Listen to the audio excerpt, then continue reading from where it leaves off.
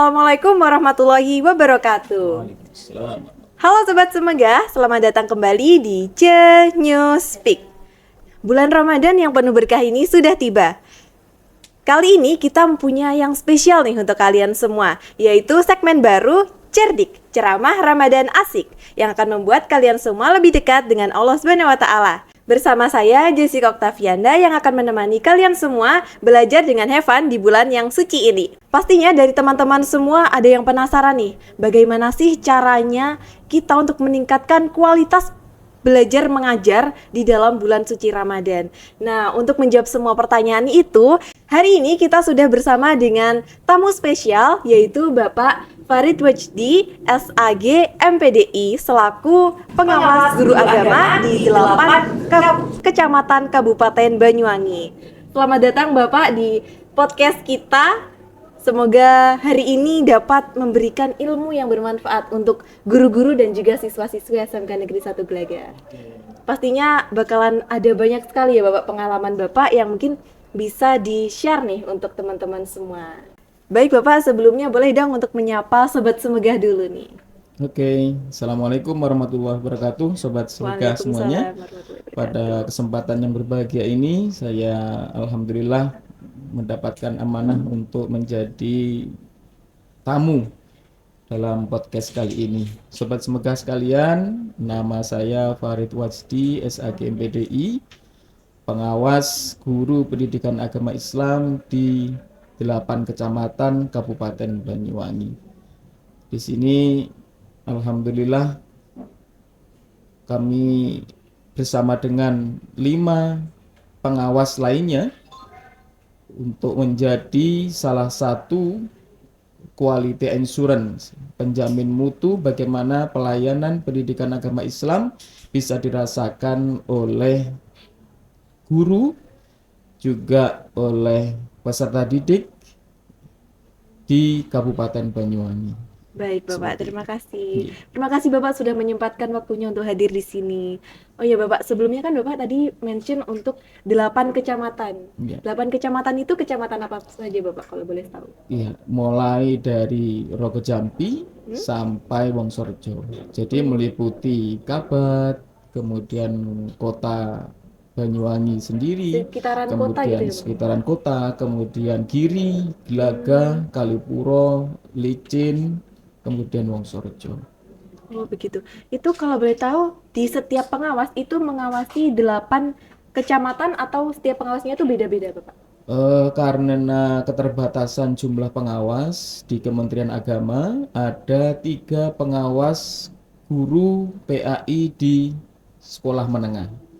Jadi karena hanya 3, masing-masing dari kami mendapatkan tugas antara 8 sampai 9 kecamatan.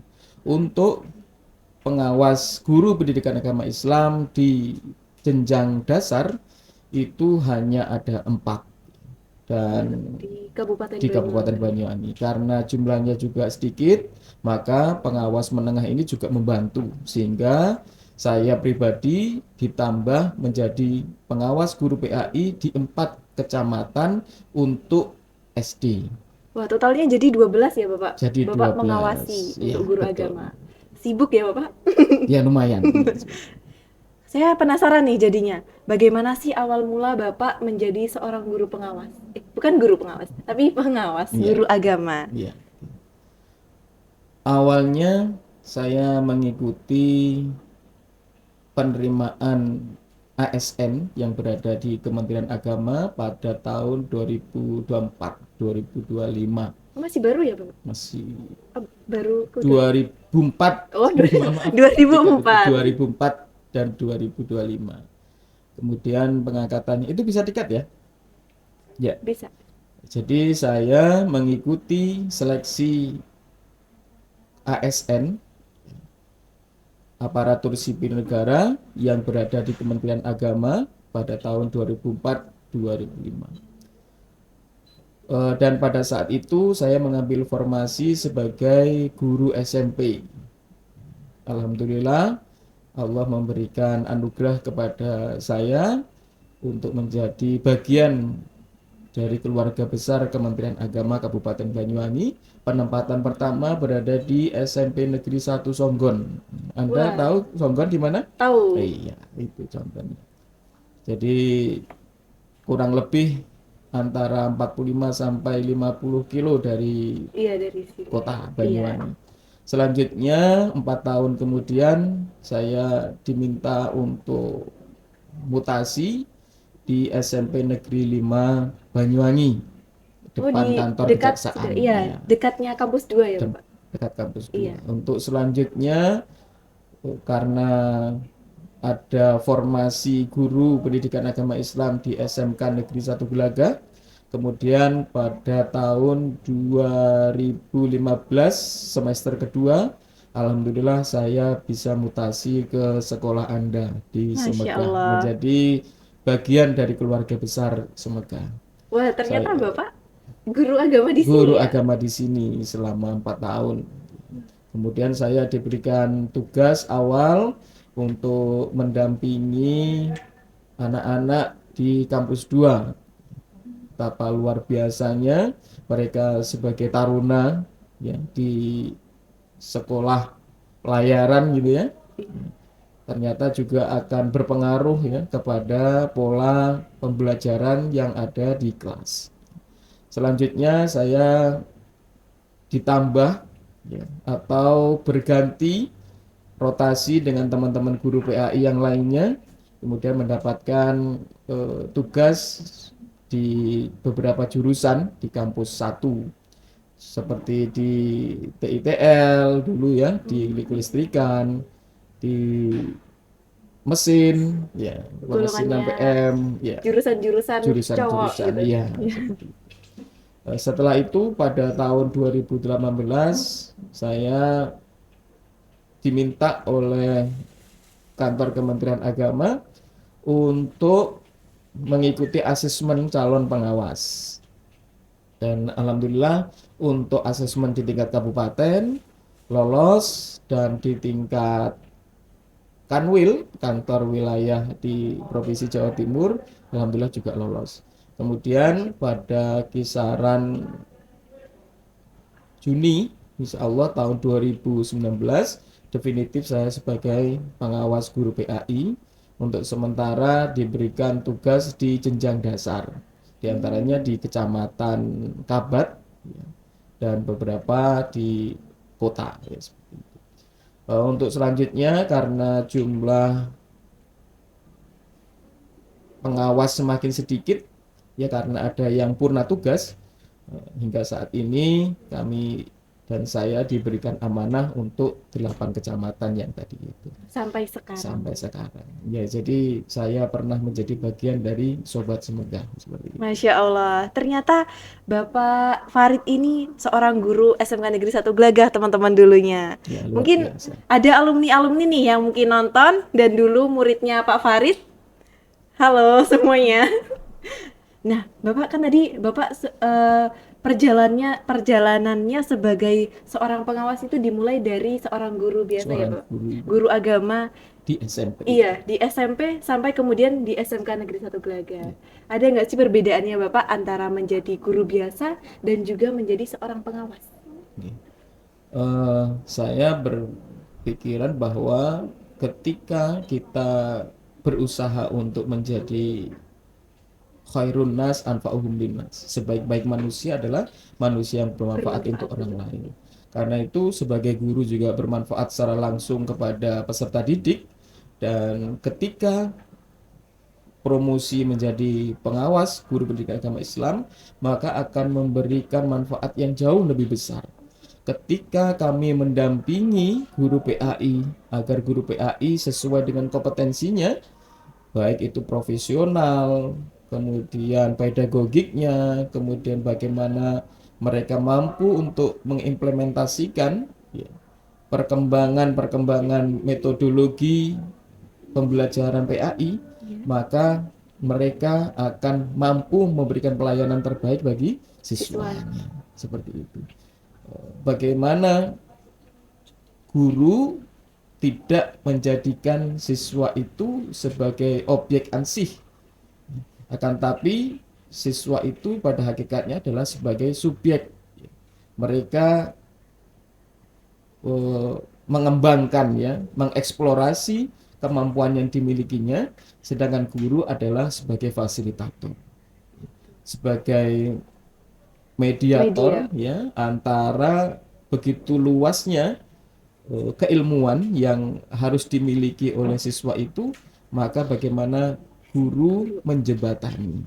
Jadi bukan guru itu sebagai center, tapi sudah berubah paradigmanya menjadi student center. Siswalah yang menjadi pusat dalam proses pembelajaran seperti itu. Oh iya, pertanyaannya belum terjawab nih Bapak. Lebih seru yang mana kira-kira? Sama-sama seru. Harus pilih salah satu dong Bapak. Ini adalah sebuah pilihan. Jadi bagaimana sebagai seorang guru itu ya, memiliki skill, keterampilan pengelolaan kelas, apalagi ketika menjadi seorang pengawas menghadapi sedemikian banyak karakter, kan tidak jauh beda antara guru dengan siswa. Namun sebenarnya yang lebih berperan itu adalah bagaimana seorang pengawas itu betul-betul menjadi pendamping yang baik bagi guru. Guru merasa terlayani dengan kehadiran saya. Apabila ada kesulitan-kesulitan, terutama dari sisi, kalau bisa saya sampaikan itu 3 tadi itu ya, yaitu teacher need, teacher interest, teacher welfare. Yang pertama, apa yang menjadi kebutuhan guru? Itu jika memungkinkan sebagai seorang pengawas harus melayani dengan sepenuh hati. Kemudian bagaimana interest dari guru itu, ketertarikannya. Jangan menjadikan pengawas itu malah menjadi beban. Kehadiran pengawas di sekolah itu seharusnya memberikan nuansa tersendiri. Bahwa pengawas itu adalah mitra. Pengawas itu adalah seseorang yang ditunggu kehadirannya. Karena boleh jadi seorang pengawas itu harus menjadi sosok yang menginspirasi. Membuka wacana-wacana baru bagi seorang guru, seperti itu. Baik Bapak, terima kasih. Oh ya Bapak, kalau tadi kan Bapak sempat mengajar di sini ya Bapak, lumayan lama ya Bapak? Iya, 4 tahun. 4 tahun. Kesan-pesannya dong Bapak, selama mengajar di SMK Negeri 1 Gelagah ini, apakah anak-anaknya sulit diatur atau justru sebaliknya, lebih baik gitu? Memang untuk saat ini kita sedang menghadapi generasi Z, generasi Alpha ya, kisaran waktu antara 2011 sampai saat ini, ini. Kemudian berubah menjadi generasi Alpha kan sekarang. Bagaimana anak-anak atau seorang siswa itu mengalami perubahan yang sangat luar biasa. Apalagi hentakan dari pandemi ya, COVID-19 itu sangat berpengaruh sekali terhadap karakter siswa. Karakter siswa. Seakan-akan kita harus dalam jangka waktu yang cepat melakukan memutar ya, bahwa mereka yang dulunya sekolah berada di rumah daring ya, kemudian intensitas komunikasi dengan guru secara fisik ya, bagaimana bertatap muka itu sangat kurang, sehingga dari sisi etika, dari sisi dauk atau rasa antara hubungan seorang guru dan siswa itu semakin jauh. Ini yang harus dijembatani, sehingga melakukan akselerasi percepatan bagaimana pendidikan ini ya, ritmenya pulih seperti awal. Namun itu tidak semudah membalikkan telapak tangan, sangat berat ya. Hingga efeknya sampai sekarang mungkin anak-anak lebih dekat dengan HP mereka, dengan Android mereka ya, dibandingkan komunikasi yang intens dengan seorang guru. Sehingga guru harus mampu menghadirkan dirinya itu sebagai seorang problem solver. Ya, yang disebutkan tadi itu saya balik, tadi adalah guru, sekarang menjadi student need, student interest, dan student welfare. Ya, kesejahteraan siswa, ya, kebutuhan siswa dan ketertarikan siswa seperti itu. Karena itu sangat berpengaruh sekali terhadap karakter dan juga akhlak ya Bapak. Betul sekali. Nah sekarang kan mungkin bisa dibilang sangat-sangat kurang untuk akhlaknya anak-anak zaman sekarang. Iya Bapak? Iya tidak? Tidak. Atau itu hanya beberapa saja? Sebenarnya kita harus mengacu pada tri pusat pendidikan. Jadi tiga yang harus menjadi penanggung jawab ya. Ada pendidikan formal, pendidikan informal, pendidikan non formal. Non-formal. Pendidikan formal adalah pendidikan yang berada institusi Ya, di resmi sekolah. di sekolah ya. Informal adalah pendidikan dalam keluarga. Kemudian pendidikan non formal adalah pendidikan Di di masyarakat. masyarakat. Nah, sekarang kadang-kadang tidak imbalancing. Terjadi jarak yang begitu luar biasa, Signifikan. sangat signifikan. Contohnya adalah bagaimana hubungan antara seorang anak dengan seorang bapak di rumah. Kadang-kadang mereka lebih enjoy berada di luar rumah dibandingkan di rumah sendiri. Betul. Bagaimana seorang orang tua, ya, baik itu bapak, ibu, umi, abi, hadir menjadi sosok yang menyenangkan, menjadi sosok teladan di rumah masing-masing. Sekarang begitu sangat terbuka luas ya, terbuka lebar ya, margin ikatan emosional antara anak dengan orang tua. Bahkan ada yang hampir 20 tahun tidak saling sapa. Itu dalam satu rumah. Ini adalah sebuah kesenjangan yang luar biasa. Karena itu jangan sampai pendidikan ini hanya dibebankan kepada sekolah. Akan tapi bagaimana sepulang dari sekolah Orang tua itu orang tua juga memberi. berpartisipasi, yang memberi support kepada pembelajaran yang sudah dilakukan di sekolah. Karena di sekolah itu tidak hanya ranah kognitif, tapi juga ada afektif dan psikomotorik yang tidak hanya diasah di sekolah, tapi juga diasah di rumah, bahkan diasah di masyarakat. Seperti itu. Berarti peran orang tua ini sangat penting ya Bapak? Sangat penting ya, untuk anak. membentuk karakter juga. Karena kan ada yang bilang kalau memang ya ibu itu adalah sekolah pertamanya untuk anak. Al-Madrasatul Ula. Iya betul. Jadi ibu itu adalah madrasah pertamanya seorang anak. Bapak kan sekarang sudah memasuki bulan Ramadan nih. Ya. Bagaimana sih Bapak caranya untuk seorang guru-guru ini lebih efektif mungkin? Mungkin ada tips dan trik belajar kegiatan pembelajaran itu lebih efektif di bulan Ramadan. Karena kan terkadang ada seorang siswa itu yang mungkin masih mengalami kurang tidur nih mungkin. Kurang fokus, kurang tidur karena mungkin habis bangunin orang sahur, habis sahur gitu kan Bapak. Itu bagaimana? Apakah ada trik dan tips yang bisa dilakukan untuk seorang guru maupun siswa? Skema dari masuknya siswa, masuknya guru itu sudah diatur ya, tidak sepagi seperti yang reguler. Jadi di sekolah, di kantor itu ada waktu yang istimewa, agak sedikit lebih siang dibandingkan biasanya. Ini juga menjadi sebuah penghormatan ya sebenarnya. Pada hakikatnya puasa itu bukan menjadi sebuah kendala, bukan menjadi sebuah hambatan orang untuk bisa tetap produktif. Saya pernah membuat artikel terkait dengan puasa dan layanan, karena bagaimanapun juga memang secara fisik orang yang berpuasa itu karena asupan makanan itu dibatasi, mulai dari fajar sampai terbenam matahari harus berpuasa, namun sebenarnya bukan menjadi kendala seseorang itu tetap produktif.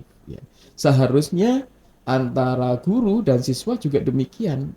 Saya juga memberikan layanan, diharapkan lebih maksimal juga dengan durasi yang cukup pendek selama sehari itu, bagaimana layanan itu tetap berjalan dengan sebaik-baiknya. Bahkan kalau bisa lebih optimal lagi. Sebagai contoh, Rasulullah beberapa kali melakukan peperangan itu di bulan ketika berpuasa. Nah, Rasulullah mampu dan menang. Ya. Bagaimana dengan kita? Ya, kita sekarang sedang berperang melawan kebodohan, melawan kemiskinan, melawan keterpurukan akhlak. Nah, bagaimana itu menjadi inspirasi? Rasulullah dulu perjuangannya sangat luar biasa. Bahkan Bagaimana lebih dengan dari kita? kita. Ya, seharusnya seperti itu.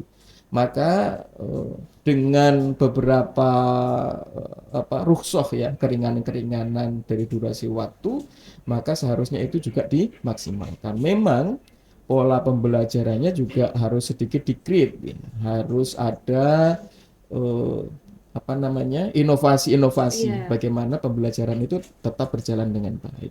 Nah, contohnya adalah yang tidak terlalu banyak kegiatan fisik ya. Bagi orang-orang yang berpuasa memang fisiknya agak sedikit Lebih turun ya, iya, lemah mungkin ya, dan itu lemah. adalah sebuah hal yang wajar. Nah, maka ada kegiatan-kegiatan yang mungkin lebih fokus kepada proses pembelajaran itu dari sisi kognitif ya, diskusi, kemudian ada saya beberapa itu terinspirasi ya dengan ada bentuk-bentuk pembelajaran yang mungkin bisa diaplikasikan ketika di bulan Ramadan. Untuk Seperti apa anak-anak tuh? SD misalkan mewarnai ya, Hmm, kemudian mendekatkan mereka dari sisi bagaimana mengenal Asmaul Husna sambil mewarnai kan seperti itu.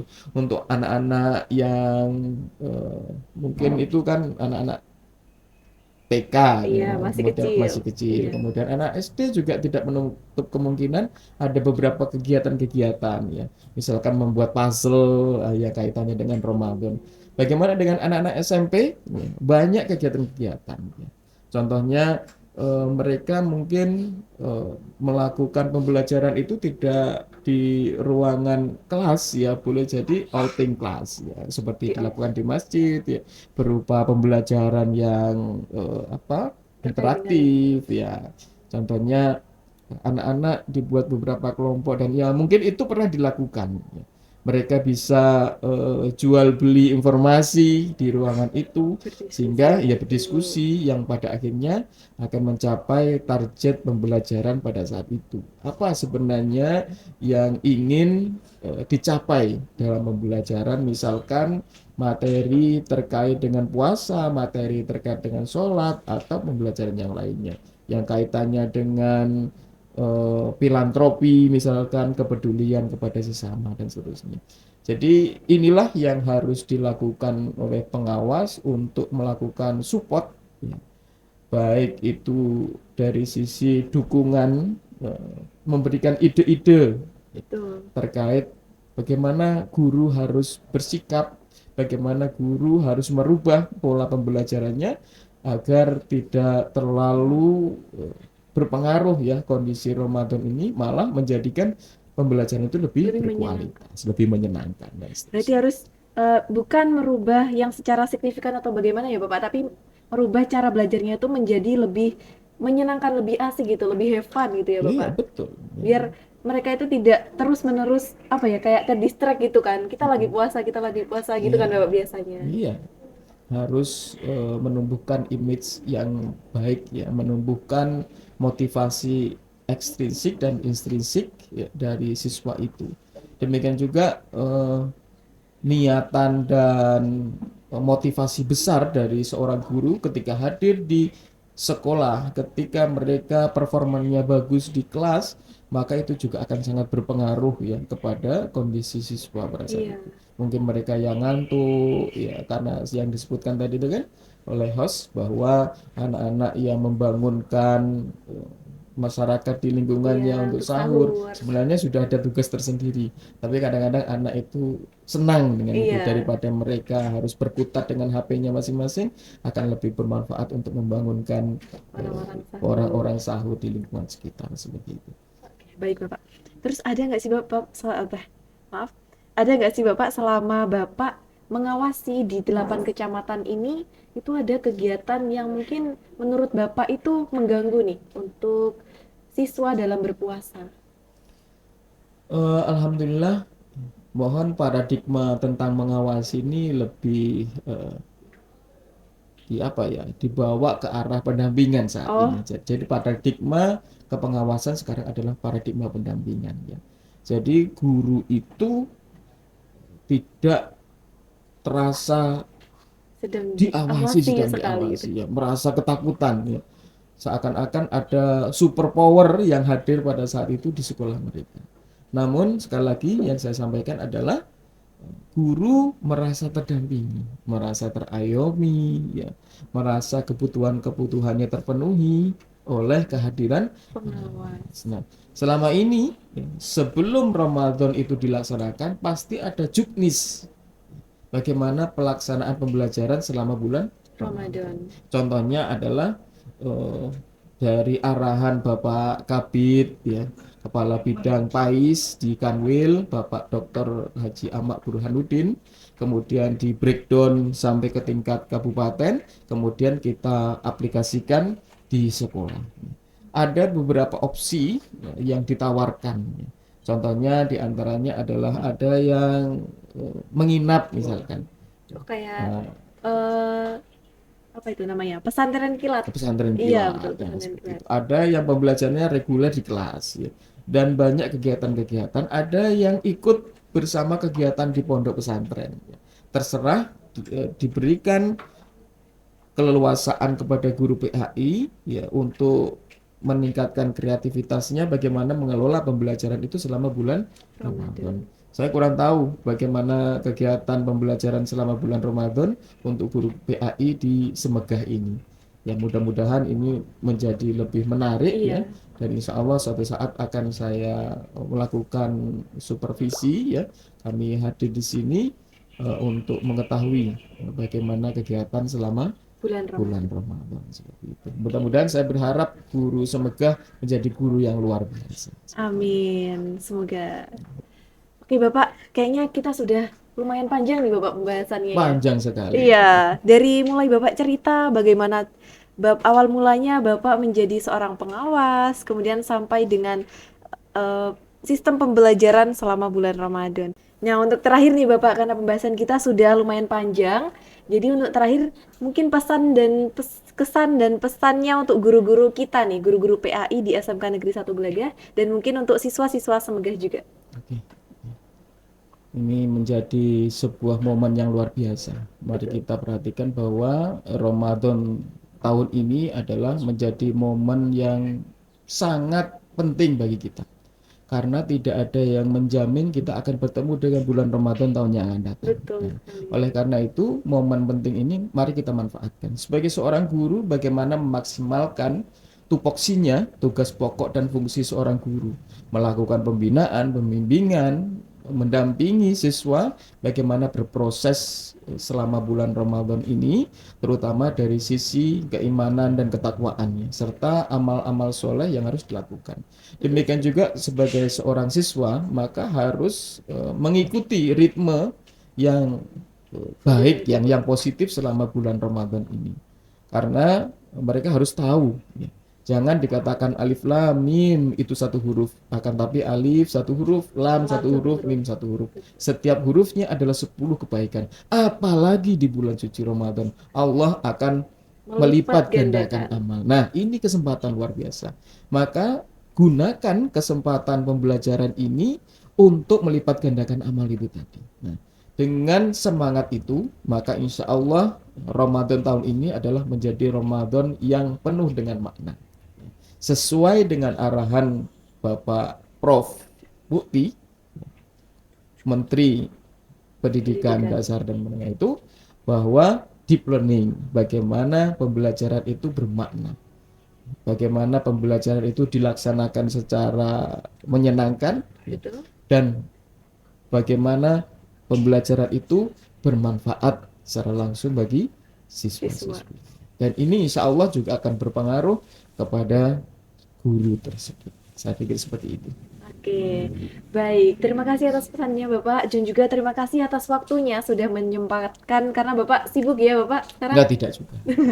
Oke, pokoknya terima kasih ya untuk teman-teman yang sudah menonton video podcast kita di spesial bulan Ramadan ini, dan juga jangan lupa untuk teman-teman, karena kita di segmen ini kita juga punya kultum-kultum singkat dari teman-teman Rohis dan juga Jenius untuk konten Ramadan kita bulan ini. Terima kasih sudah menonton. Semoga apa yang kita sampaikan bermanfaat untuk kalian semua. Wassalamualaikum warahmatullahi wabarakatuh. Waalaikumsalam warahmatullahi wabarakatuh. Dadah.